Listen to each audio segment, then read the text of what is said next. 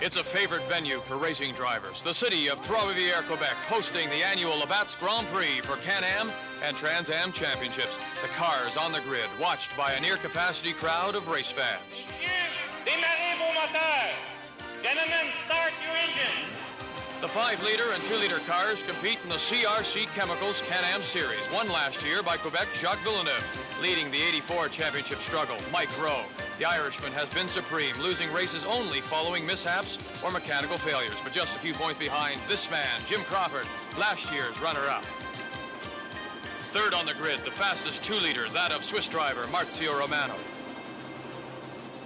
And Horst KROLL, the ever-present Canadian, is fourth on the grid and lies third in the championship standings.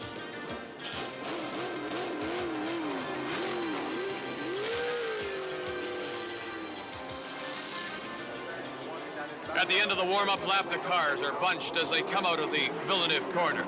Suspended over the track, the starter watches. The green flag is dropped and the race is on. At the stadium corner, Rowe leads Crawford with Kim Campbell's 2-liter edging in front of KROLL to take third spot. The rest stream up to the clubhouse corner, a favorite passing place for many. Into the S's now, watch Rowe's car twitch as he powers his way into the short lead. 500 horsepower in such small cars make them real handfuls around Trois Rivieres' twists and turns, but the little 2-liter cars with much less power will gain in this part of the road course. Rowe with Crawford close behind comes into view now. Start of the Boulevard des Fours straight. Here is where the 5-liter cars of Rowe, Crawford, and KROLL will regain the ground lost in the twistier parts of the circuit. On Boulevard de Carmel, the fastest part of the course, heading towards the Dupaillet turn, Rowe stretches his lead. Then, powering out of the corner, he leads down the Rue de Colon straight ahead of Crawford, then Campbell, and Romano, who has moved ahead of Horst KROLL.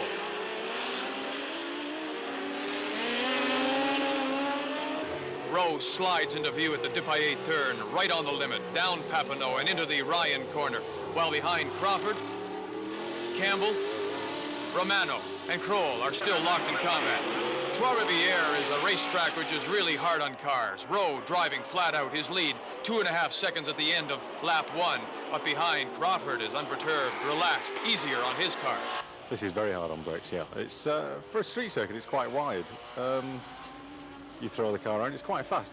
I like it. It's one of the better street circuits that we go to. Off the track at corner 9, John Macaluso. Also stationary, Ron Canizares, who climbs out of his car as Rowe and Crawford come into view.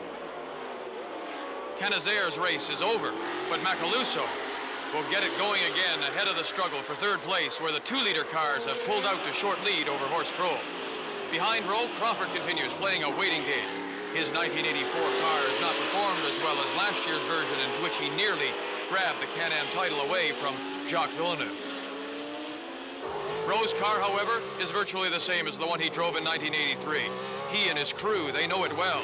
It's been refined and made more reliable without the need for development that Crawford's team has been forced to undertake. As the race progresses, Rowe's lead extends. By lap 30, the halfway point, it's over 4 seconds, and it's clear that victory for Crawford can only happen if the leader has a problem.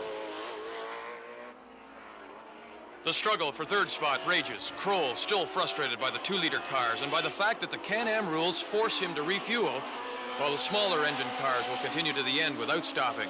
They're so close, in fact, that even the leaders will be challenged, for the gassing up process will cost the 5-liter cars close to 30 seconds. On lap 42, Rowe will pit, and this is his strategy. This is a 125 or 126 mile race, so it's a one pit stop race. Obviously you stay out there as long as you can, maybe waiting for a yellow flag. Obviously if it's a yellow flag, you'd pop in and take fuel on then, but if not, we just have to come in and make a fuel stop. It takes about 9 seconds to pour 11 gallons of fuel into it, but you usually lose about 20-25 seconds by the time you come into the pit and out of the pit. And Rowe's crew don't let him down. Although Crawford has passed into the lead, the car was stationary for only 8 seconds, a time that Crawford's crew can hardly beat. So Crawford leads, but knowing he too will soon have to stop to refuel, his cushion isn't great enough to enable him to keep the lead over the hotly pursuing Mike Rowe. And 2 laps later, it's Crawford's turn to enter the pit. The fuel gushes in as in the background, Rowe goes back into the lead. Rowe's superb pit stop is equaled now by Crawford's crew. Rowe, Crawford, and both their teams are world-class professionals. Crawford rejoins the race in second place. Even after their pit stops, he and Rowe have maintained a comfortable lead over the rest of the field. And that's the way the race continued, Rowe increasing his lead over the ever-watchful Crawford, who is just seconds behind.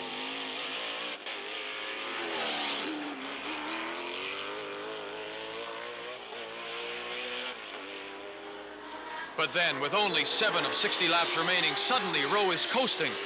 Clearly the fastest on the Trois Rivieres track. He is forced to watch Crawford now take his lead. He continues to coast. Broken drive shaft. The same problem which put him out of this very race last year, as Crawford passes him one more time to put Rowe a lap down. Then in the race's dying seconds, Crawford held up by horse KROLL, trying to get by in the cars. They come together. But luckily, Crawford's damage merely slows him down, and he coasts for the remaining 2 laps, happy that he has enough of a cushion which the pursuing Romano, Campbell, and KROLL cannot overcome. Jim Crawford wins the CRC Chemicals Can-Am. Today's win dramatically closes the gap between him and Rowe in the championship standings. Romano drives a fine race to finish second, ahead of Campbell and KROLL. Mike Rowe was 5th. From Bolton, England, James Crawford.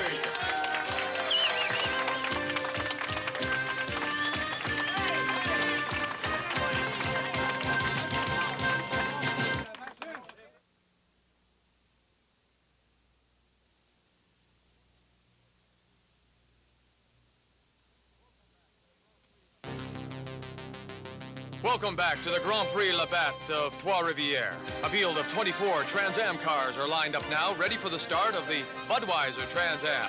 On the pole, Formula One ace Philippe Alliot, just ahead of Trans Am veteran Tom Gloy, but way back in 19th place is WILLYTRBBS. Trans Am is truly an international event. We got Philippe Alliot, who's been nicknamed Alley-Oop because he drives pretty wild. So he's over here mixing it up with us. This should be one of the, well, it will be the hottest Trans Am race in Trois Rivieres history. It's a long way to go from 19th spot on the starting grid, but Ribbs is a charger, and all eyes will be on him in the early laps. An old favorite, past winner of the Trois Rivieres Trans Am, Canadian veteran Epi Wietzes. The local ace, Trois Rivieres specialist, second here last year, Quebec's own Richard SPENARD. 1982 Trans Am Rookie of the Year, 5th on the grid, Californian Darren Brassfield. Twice a 1984 Trans Am winner, 2nd in the championship standings, Greg Pickett. In 1984, this man has finished in the top 3 8 times to lead the standings, Tom Gloy. And in pole position, Formula One ace Philippe Alliot puts on his helmet, ready for the start of this 35-lap race. Messieurs, démarrez vos moteurs. Gentlemen.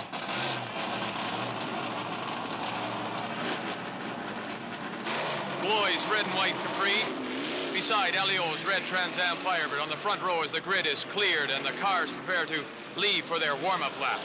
From the outside, these cars look like those you and I drive on the street, but they only look like them. Underneath, every component is replaced, and these cars are highly developed race cars, producing 400 horsepower. And here we go. All eyes, not on the front, but on the back, where WILLYTRBBS, white Capri. Watch for it. Number 64 will begin to charge. At the front, Gloy has jumped into the lead as he enters the S's. Behind, Alliot. Miller's white Porsche. Brassfield, Bob Lobenberg, Pickett, Wietzes, and SPENARD. In the pack, Ribbs, white Capri, after only 2 turns, is up from 19th to 14th place. Just have a look. Now you can see why Trans Am racing is so exciting. On the Boulevard des Forges, a solid line of cars snaking down to turn 8. And in the pack, Ribbs passes yet another car. Now he is 13th. At corner 11, Gloy leads. Alliot second. Brassfield has moved up to 3rd. You know, Gloy has never won at Trois Rivieres, but today everything so far seems to be going well. His Capri, ideally suited to Trois Rivieres' tight corners, and in 1984 has proved extremely reliable. Behind, it's Alliot and Brassfield. Miller is fourth, and behind him, Pickett, then SPENARD. Incredibly, it's Ribbs ahead of Wietz's now. In less than a lap, Ribbs has passed 12 cars, and he is up to 7th place. At the end of lap 1, Gloy's lead over Alliot is 2 seconds, but attention is focused on the battle for 5th place. Pickett leads over the line, but going into the stadium corner, watch SPENARD's red Corvette get inside and take over 5th spot. Shut out Pickett slow as Ribbs seizes his chance, and brilliantly he passes Pickett as well. And then Ribbs outbreaks SPENARD into the clubhouse corner, and out of our sight moves into 5th place. And then the pace slows just a bit. The oil flag, yellow caution are shown around the track as oil is cleared following a blown engine. Leading the race is Gloy, who knows exactly what is needed to win. You make a lot of luck. It does take something beyond that. But when you got a crew like I've got, if you look at our history as a company, our finishing rate through Formula Atlantic, Super B, and Trans Am over the last 5 years, been 95% of the races we've entered, we've finished. As the race restarts, Gloy has lost all of his advantage under the yellow caution, and as he approaches corner 8, Alliot moves out and takes the lead. Behind, Ribbs is now on Miller's tail, ready to pounce. After 10 laps, Alliot leads Gloy. Behind, Ribbs moves out and outbreaks Miller, claiming his 4th place. Now his sights are set on Brassfield, who is just ahead in 3rd.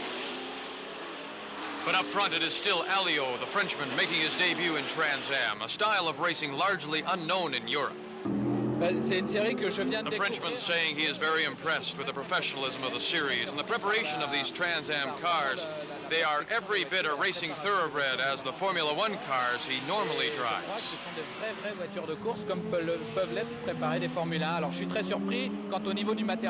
Only 1 second separates Alliot's first place and Ribbs in 4th as they sandwich Gloy and Brassfield. But now Ribbs' progress is likely to slow down just a bit, for these men ahead of him are the cream of the Trans Am racing crop. In the excitement of the Ribbs charge, Alliot's drive mustn't be forgotten. He leads in his first race in a type of car radically different from the Formula One cars he normally drives. Behind Ribbs is Miller, SPENARD, Pickett, and Epi Wietz's.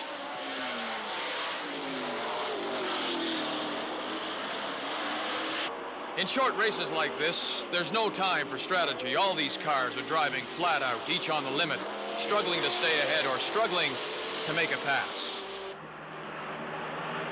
As the cars come into corner 11, the leaders jockeying about. Ribbs makes a move on Brassfield, diving inside, under-braking, and as they exit at the corner, have a look. Ribbs has now captured 3rd spot, but the first 8 cars are all still together.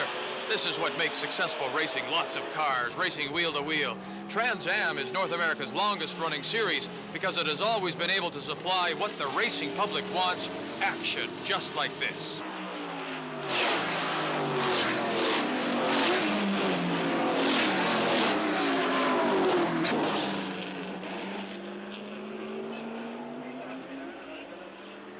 The race continues, Alliot leading, but on lap 15, what a move. Gloy makes a great pass, surprising the Frenchman, diving inside, outbreaking him in classic style to move into top spot. Just behind, though, is Ribbs. Now missing, however, from the leading group, Brassfield, who is in the pits, soon out of the race.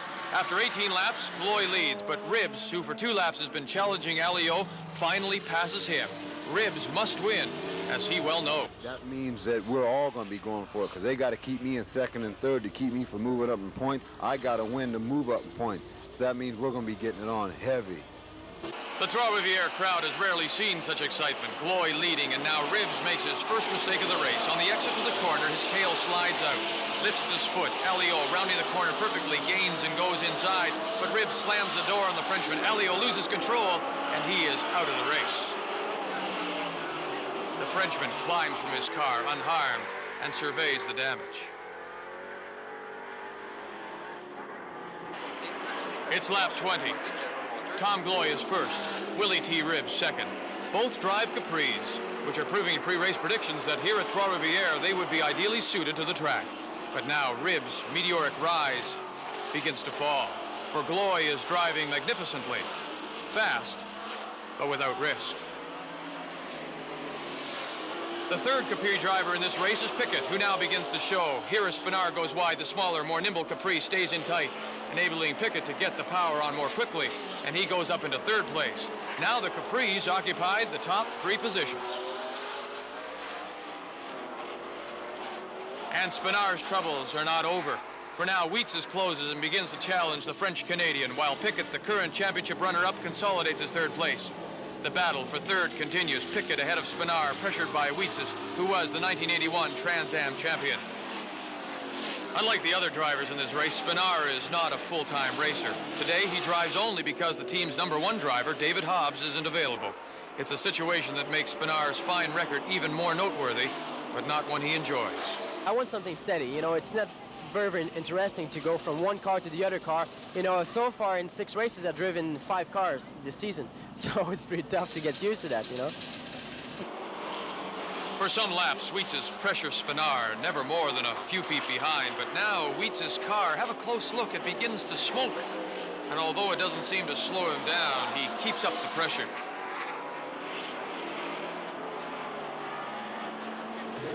At the front, it's still Gloy, driving fast, without really appearing to try, while behind, Ribbs is all over the road.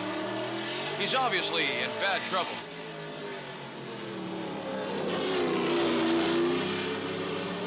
Ribbs motions to his pit that he intends to come in. And his problems, they get worse. Later in the lap, still snaking as he fights his car for control, he knows he'll lose everything he's gained in this race if he's forced to make a pit stop. His tires, punished by his early charge, are worn out. SPENARD and Wietz's continue their struggle, but unaware Ribbs' problems. Soon they'll be fighting for third place. On Boulevard de Carmel, Ribbs has been passed by Pickett, and now SPENARD closes. For SPENARD, passing Ribbs is easy. For now, the Capri is hardly drivable. Wietz's 2 passes Ribbs. SPENARD is 3rd, Wietz is 4th. As Pickett passes the pit entrance, followed by SPENARD and Wietz's, Ribbs will make his way in to change tires. There are only 7 laps to go, so for Ribbs, the race is virtually over. It's a sad end to Willie T's day, not only for him, but for the crowd too, who now won't be able to see the expected fight for the lead between the 2 Capri drivers. Tom Gloy now leads Greg Pickett, who holds the distinction of being the all-time Trans-Am top money winner, and he's needed every bit of it. Till this year, he's always run his own team. You can run a Trans-Am for maybe $150 or $150 to $200,000 back when I was doing it. But now most of the budgets are approaching $1 million, $500,000 and up. So that really takes it out of the realm of any privateers. Ribbs won't give up. Tires changed. He smokes his way back into the race, just behind the continuing struggle for third place, which still rages between SPENARD and Wietz's, whose car, although it now smokes very badly, is still as fast as ever.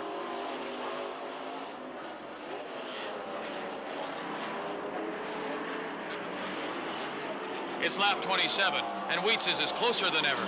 In the S's, he is almost touching SPENARD's car. Watch him move out, then inches away. He forces behind SPENARD just a few feet wide, and he's through. SPENARD must now watch as Wietz's, now in the commanding inside position, powers his way through the corner and into the straight. Now with smoke billowing from his car, Wietz's stays ahead. You know, he's often been successful at this track, winning here in 1981. But this year, in his own car, a Firebird, he's hardly had a chance against the high-rolling efforts mounted by Ford. I'm just going to run wide open and hope I will get the lead somewhere along the line. But, you know, the Capris are very tough cars to beat, and it seems that the Capris suit this racetrack probably a little bit better than anything else because of the short wheelbase. Now it's lap 35, the last corner, the last few feet, and Tom Gloy has stayed well ahead of Pickett. His tactics have paid off. His car running just as well as it did at the start of the race. You know, throughout, Gloy has driven within himself, and even if Willie T. Ribbs had challenged him, there's a feeling that Gloy was holding something in reserve. The checkered flag, and Tom Gloy has won the Budweiser Trans-Am. I really felt all along that if we could get through the first turn clean, that we could win the race. I didn't think there was a car that could run all day as hard as mine, and that's the way it worked out. Tom Gloy is the winner. Greg Pickett second, third Epi Wietzes, fourth SPENARD, and fifth Paul Miller. For all of us at trackside here at Trois Rivieres, good afternoon. Let's now return to Brian Williams at Sports Weekend Control in Toronto.